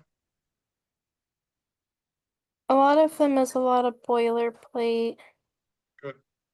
Okay. So, and yeah, all these numbers are from what was shown Yeah. in the plans provided. Yeah, it's And I'll clearly tell within- Nate if he wants to amend it, he can come back and we can discuss that's some what we more. want. All right, I'll hear a motion to issue this order of conditions on DEP file 39-940. So moved. Mhm. Second, Second, all those in favor? Jeff can't vote. Olga, hey, hi. Jim, Gordon, Aye. and I am an aye. So that's properly passed with 4 aye votes. Fair. Thank you. Okay. Now we move to 10 Jersey Lane, which is an advanced septic system that's quite close to the Yeah. wetland, Let but me shoehorned screenshot. in. I got stuck at this property. My car got stuck Oh, literally stuck. because they didn't have a number on their house. So I was going through their neighbors because I couldn't find their property to do a site visit. And Yeah, there when is I saw quite a. there's I a told wetland them back you there. need to have a number for like ambulances, anything. So they're doing that. And then they had a gravel driveway. And I was like, okay, I'll just park down here. And I got stuck, but I got out. But it was scary for a minute. Oh, goodness. I know. Like quicksand? It was just it was just like because of all the leaves, because it's fall. It's like there was like a ditch that I didn't see. It's fine. Well, you have a small Sorry for just a fun little tale of my site visits, I guess. I've done that, yes. Always pack a sandwich or two, right? Okay, special conditions for this. Kind of boilerplate about just like erosion controls, the Title V requirements, disturbed areas.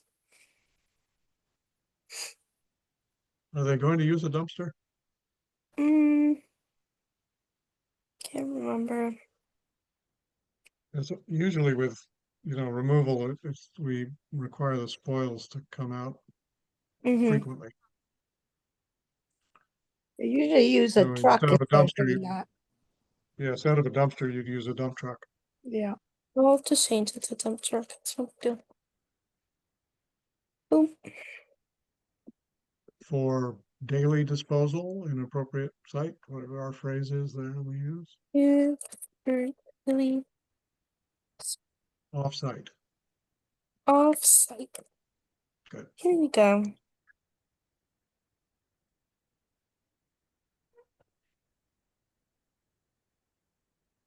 I think 15 and 20 are kind of similar, Mm-hmm.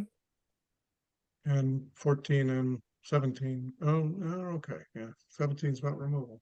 Got it. So, and you add Mm-hmm. the specifics from 20 into 15. Just Like put it, just combine them together. yeah, just take by spreading loam appropriate native sand and mulch with, and put it at the end of 15, and we're done. Mm. I know, sounds Yeah, easy. okay, yeah, just give me a second.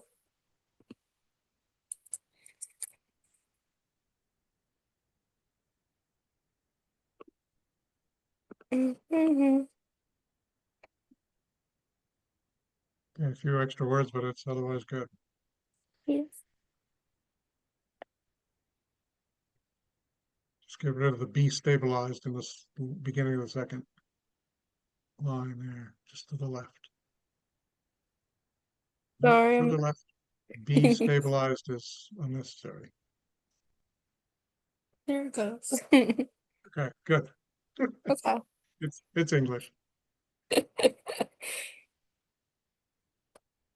So this is a cesspool, which are So like, unusual here. So they're going to pump it and then crush Mhm. it. Mhm. I didn't even think to ask. But that'll be per Title V. Got it. Mhm. Anything else in special conditions? Or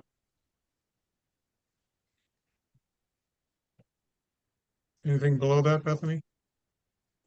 No, 20 was the last one. Everything else is kind of boilerplate about like heavy equipment and Yep.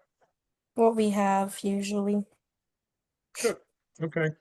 Everybody happy with this? Ready to vote? Yep. Yep. Let's have a motion to issue an order of conditions on 17 Jersey, 10 Um, Jersey Lane. And 10 Jersey, Jersey dash 39-941. 941, yes. So moved. Thank you. Second? Second. Okay, all in favor. Olga, Aye. Jeff, Abstain. Jim, Aye. Gordon, Aye. and I'll make it a vote with an aye. 4 ayes, 1 abstention. That's it for orders of condition. Because you guys are going on a site visit to the ADU place. To the ADU site. I will be in New Orleans, so, Ooh, but I live fun. next door to the potential ADU for 20 years, so I think I know it pretty well. I visited there like back in May to like give them guidance on how to file and stuff. So Yeah, no, they've been wonderful about it. And yeah. Jane Matrano grew up in that house, Yeah, she was or telling me who the house that was the there. school. All right, So it's new other 9:30 on business, Saturday. What's the location of that? 48 Norwood. Norwood, right Oh, opposite Coach Field. Okay. Well, a little further up, opposite. Oh, yeah. The blue house, the blue gray house. Yep. Yep. 500 pieces of Halloween candy distributed by that house this year. Said, how do you afford it now? Anyhow, we have Why no they're minutes moving to for the back review. of the lot. They can do Turn like off a trail Kids' to problem. Yeah, we have no minutes for review tonight, right? no. So No, they've been they're coming up soon though. So good. stay tuned. There's going to be a flood of them when they come. Yeah, stay Um, tuned next time. Any new information on access to Western Woods and Powder House Trail improvements? There is actually trail work being done tomorrow, right, Olga? Yes, at Dexter, And volunteers are welcome to go to Dexter Pond at 10, I think. 10, yes. Yeah. It'll But be, Mark, clearing a trail from getting overgrown. And apparently at Powder House and Newport Park, Nate said they're gonna start work this week on our new parking. I'll believe it when I see it. Okay. So Mark, you we doing a presentation on how to spend our money? Yes, I didn't really prepare a presentation, but I do have some information for you. So, we received, and I sent it to Bethany, so I believe she forwarded to the board that, we received a proposal from this company called Trailworks, who the, Terry Cowan and the Bike and Ped Committee meeting has been working with. And we went and did a site walk a couple times up at the end of Pine Street as you where the exit ramp is coming from the south. Directly opposite that, there is there's a big steep slope along that side, almost cliffs, but there's a drainage area where it's much lower. And in that area, we went with Trailworks, and they can meander a trail up that slope to get to the top of the hill. They priced that at $9,500. So that is well within our budget of the $20,000 for improved access to Manchester Woods. So that is a project I think would be really good to move forward with. The rest of the funds, if it doesn't run over, we could use to try and permit something with Mass Highway about improve. Right now, there's like a shoulder parking in that area. Whether we want to improve that parking there or something else, you would still have a little bit of funds left, about $7,000 left for a little more work if something's required, as well as so that's that, and that is, I believe that's conservation land, so it would require a vote of your commission to do the work. As well as expend the money, because I believe the funds were from CPC were specifically requested by the Conservation Commission. At least that's what Jack recalls, so. So we also, Mark, he gave us a proposal for permitting and ideas for the difficult part of the Dexter Pond Trail. And that was Yeah. going to be about 9,000, so. Right, but these CPC funds cannot be used over there. These CPC funds were specific to the Manchester Woods access. Okay. So that's why I didn't bring up the Dexter. Okay, issue. so we can figure out another way to fund that. So any discussion, questions for Mark about spending this money to create a trailhead on Pine Street just south of the underpass? No, that's great. Have folks who have seen it or been there, obviously I've seen it, I've driven by, but I haven't studied it. Do you feel like the slope is, or the plan that would be for this would introduce erosion, or is it a workable approach to get up there? It looks remarkably workable. Yeah, Okay. it's almost like a cleft in the cliff, and it's all rock, so they're gonna use whatever Okay, to make and to rearrange them to work your way up. Yeah, so that gap in the cliffs is a drainage area for the land above it, but off to the side of it, there's plenty of room. You can kind of switch back and go up, and they'll build a few extra, some granite steps and some platforms. So as you meander up the hill, it is not an easy trail, but it does provide another legal access to that backland. And Mhm. since access locations are like limited to this and Crooked Lane. Crooked Lane, Yeah. and Crooked Lane is Manchester Essex Conservation Trust, not Mhm. the town. So I think this Yeah. would be a good spot to provide another option for people. Okay. I agree. Is this the kind of trail that would be used by bikers as well as hikers, or is it mostly just foot? Yeah, it's too steep for bikes. Yeah. Okay. Yeah, I've learned you never say it's too steep for bikers, but it's too steep for bikers. Yeah, I'm sure some of them are going to come down it. It's unavoidable, yeah, it's more of especially when they you see the know, big boulders. yeah, you know. steps. They'll build steps, and you'll be hiking up some steps and across a short platform, and then up a few more and across. They'll Okay. try I don't and think do it's some switchbacks. just for comparison. I don't think it's going to be more taxing than walking up from Friend Street up to the old water tank platform in Powder House. That's steep, and if you do it briskly, you really run out of oxygen. Mhm. And this will be the same. It's But much more better to interesting. walk down though. Yeah, yeah. Also, there's a piece of rock as you go up, just as you reach the cliff area, you look to your left. It's a profile. It's like our own old Man man in in the the mountain. mountain. Oh, Yeah, it's very cool. So, and I noticed that at least one of the new trailhead signs has been put in on Pine Street on the other side of Powder House.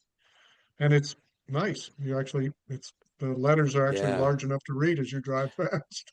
My only comment was it's one-sided, but it is I a know. lovely sign. Yeah. Yeah.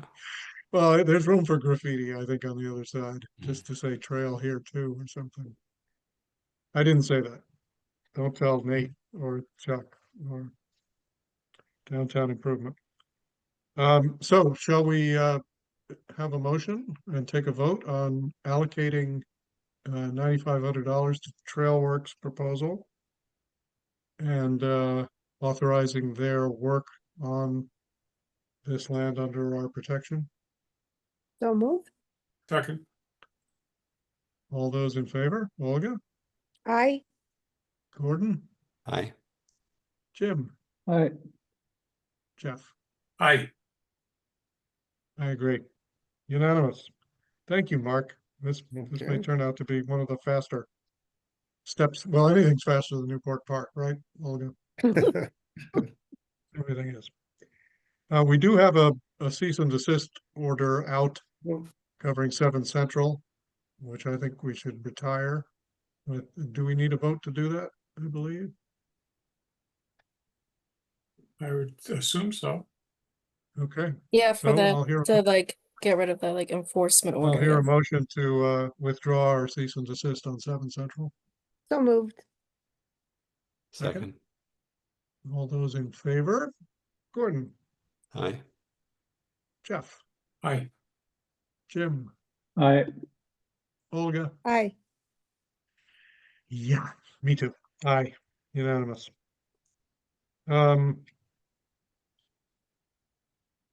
Potential tree removal on conservation land. This has been solved, Bethany? You Yeah, say? so just gonna prune, which is an Good. exempt activity. Has anybody looked at the, what? Yeah, Oh, Mark. when you're done with that, I have one more thing. Okay. The 2026 meeting schedule, I haven't looked at it. Is anybody? We staying on a 3-week cycle? Or 2-week cycle, sorry. 3-week cycle. 3 week? 3. Yeah, 3. we're on 3-week now. We're on 3. 3. And Bethany, that's workable with Yeah, Jonathan? yes, because we meet on Wednesdays. So Good. this is a Tuesday schedule. We follow the same format. Kendall helped do this with me, so shout out to her. Yay. Okay. It's the same format as this year, and it's not following on any holidays or anything, so it all looks good to me. Good. Well, I'm sure there'll be an election day or something that interferes, but Somewhere, yeah. so far so good. Mark has one other thing. I have 2 other things. Okay. One is that, just in a casual conversation, Manchester Marine manager mentioned to me that they're looking at a completely different kind of piling made of fiberglass composite. You remember there's been a move towards steel, hollow steel pilings. They're in use at Tux Point, and both Manchester Marine and Crockers have been deploying them. They rust. Who'd have thought? Which initially is just a cosmetic problem. You can get it off, but when the coating comes off and the rust really begins getting into the steel, it shortens the life of the piling and creates some risks. Fiberglass is not, they say, not widely used up here, but it is extensively used in warmer water because it really is just as resistant as metal to the worms and bugs and other things that have found their way into every type of wood there is.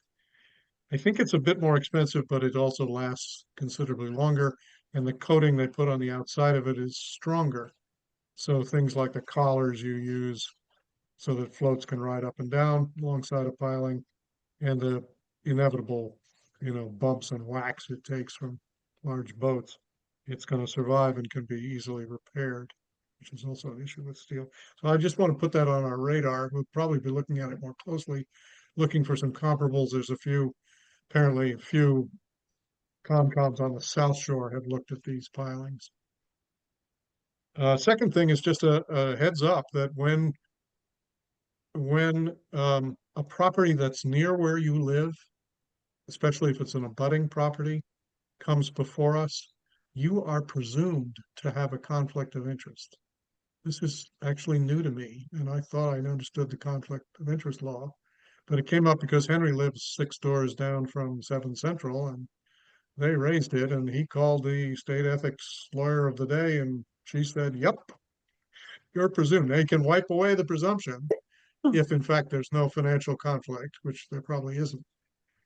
If you go to the appointing authority, which is the select board, with a form that you can get on the web that says, I don't have any financial interest in this, even though I'm an abutter. And the select board pours some holy water on that, and you're good. I almost asked if I was conflicted from voting on Mary Anthony Mukill's extension. I want to withdraw my vote.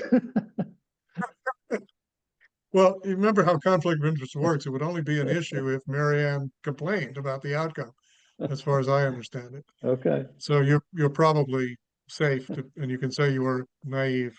Now I disclosed it. Ignorance of the law is a great defense, I always thought. But Steve, this is what came up with me too last year with the Old Wenham Way, because Correct. Yep. So some of you were hip to it, but not me. Anyhow, So Steve, does this mean that Gordon could have participated fully in the Wenham Way discussions? No, I mean yes. Well, if I had gotten permission, right? Yeah, as long as he didn't have. From the select if board. you actually have a financial interest, if for in my instance, property, yes, I do. yeah, they were going to change the viewscape or something that affect the value of your property, then you actually do have a financial interest. It isn't just abutting; it's kind of balance of radius is factors if it's nearby.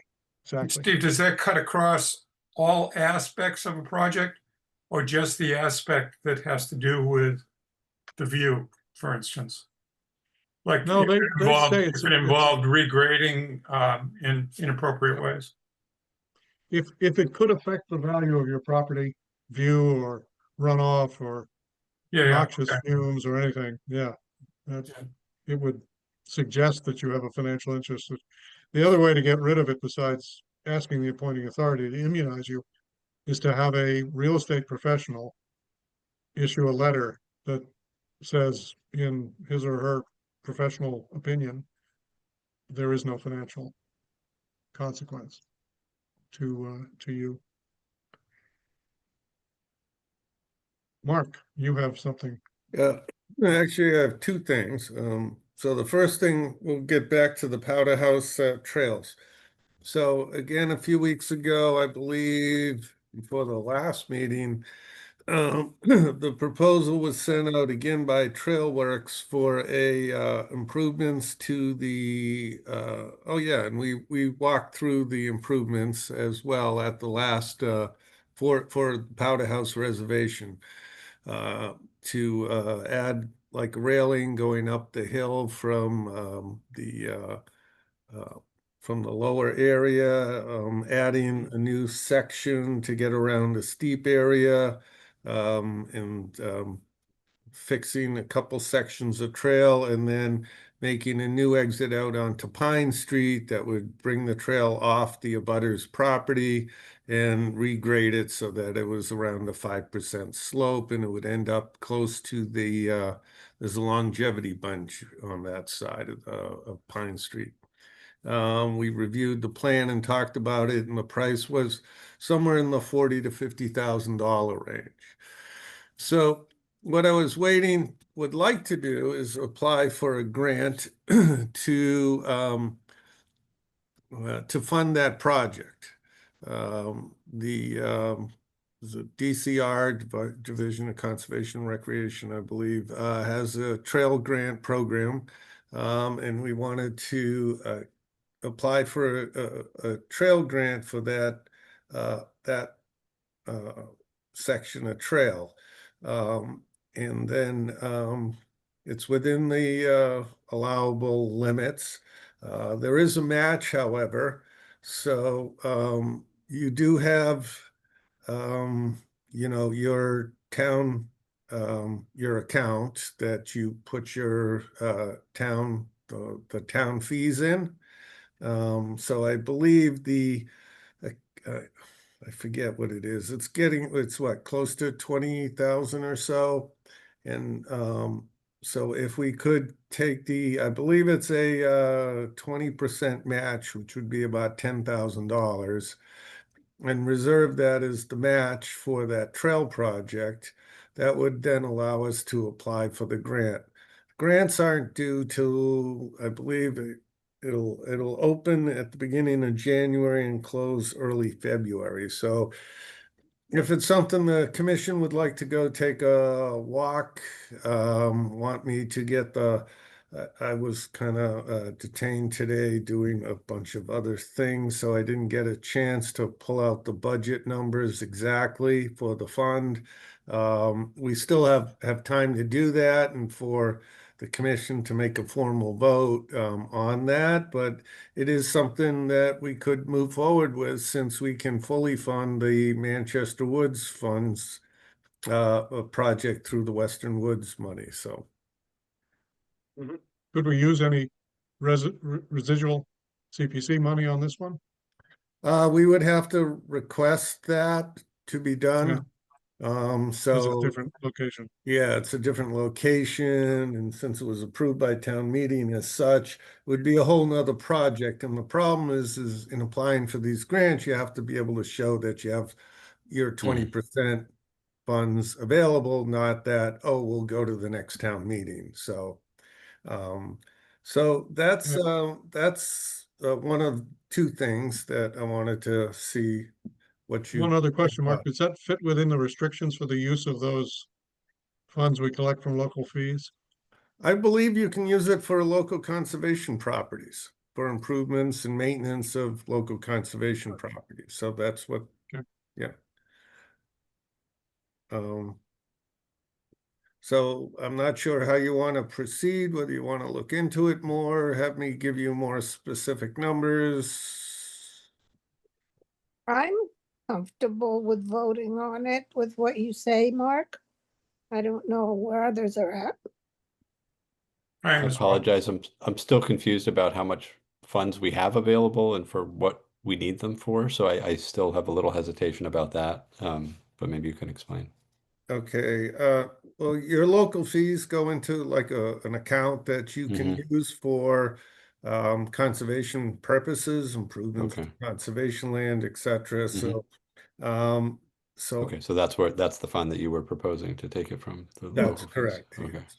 Okay. I believe you've taken some of your beaver money in the past from that account. Okay. Yep, and when we subsidize salaries, we do that from the share of state fees account, right? A different account. Okay. Yeah, which is more restricted. And the balance on that account, Mark, as far as you know, like if we were to reserve 10K, is it, I mean, I think it would be just a little more than half of what's in there. Okay. I was in a rush. I didn't pull the okay. folder with me. So. I'm just getting at like these beaver fees keep like accruing every year, and I'm just kind of wondering, should we maybe try to go to town meeting next time to replenish or deal with the beaver situation and how we fund that? So I had to submit the land use department budget a couple weeks ago. So the land use budget now incorporates the 4 land use boards I'm responsible for: conservation, historic, planning. So what I did is I've submitted a request, I believe it was $4,000 or $5,000, specifically for beaver maintenance, restoration, beaver issues in the budget. Now, again, it's subject to the review and eventual approval, but I specifically put it in there. Last year we talked about it. It was a little late in the process, but I put it directly into our budget this year. Okay, thank you. All right, that makes me feel better about it. Yeah. I guess Do my we have a concerns map about of where these beavers are, where this is being new to this? Where they are? Yeah, we do actually. We put trackers on all of them. I can pull it up on my iPhone. Wow. See if we can use those long range radios for that. That's it. Don't tempt the beavers. They're probably much smarter than we know. Jim, they're in Cedar Swamp and have created quite a bit of diversion of the waterworks there. They're on Sawmill. And they've been on the Onion River on the Beverly border. And on the Onion River. Yes. So do we want to vote on this so Mark can get an okay? Let me just say, my one concern about it is how much it'll be used. I mean, the trails themselves are used a bit, but I'm not. The purpose here is to make them accessible to folks who need to take a slow walk and a safe walk in terms of grade and handrails and other things like that, which I think accounts for them being the price being so expensive compared to just building a trail. And I'd be totally in favor of it. I just don't know, is there if we build it, will they come? We put a lot of energy 15 years ago in an Eagle Scout project into putting these gorgeous, rather long-lasting Braille signs all along the trails in the Manchester Wilderness Conservation Area, MECTs. And there was quite a lot of publicity about it when we did it. And I remember we attempted for the next 3 or 4 years to monitor its usage, and it was very, very low, disappointingly low. The signs have now, worn out. And they're I off. think Terry is the one, Steve, who's done all the work and who's proposing this. Who's that, Olga? Terry Kalman. Terry Kalman. Yeah. This is his project. So, Mark, is there any way to estimate the demand for something like this? I don't know if there's a lot of ways of estimating the demand. I mean, I think because the trail starts right in New Park, by improving the accessibility and adding a handrail as it goes up the long slope and fixing the other end where it comes out on a Pine Street so people will be able to make a safe passage and easy access. I think we'll encourage many of those residents perhaps to use the trail more. The other thing is we can utilize this grant to fix that Pine Street access. I mean, right now it goes straight down, it crosses a neighbor's property. He hasn't complained, I don't believe, but, you know, it does erode in several spots along there because of the slope there. So by, cutting a new trail in at a more accessible grade, I think that, improves the whole trail thing as well as solves the problem that might be. And I think given that we can get some grant money for it, it's attractive, you know. Yeah, and we'll find out. Hopefully we'll find out that, yeah, there's a need to go do a little forest bathing. All right, Olga, do you have a motion in mind? I move that we approve the use of our conservation money as our share of, in order to get a grant to proceed with the trail in Powder House. Would you accept a friendly amendment of up to $10,000? Yes, So it's not a blank check? yes. Oh, come on, I like those. I could tell Mark was ready for a blank check. Give me everything. Second, All right. All those in favor? Gordon, Aye. Jim, I, Jeff, aye. Olga. Aye. Okay, I'll make that unanimous. Nice work, Mark. Thank you. And the second one? 2 trails. Yeah, we'll have to think of next year's projects. Do we have to vote on the Pine Street access to the Western Woods? I think we voted on it. Did we not?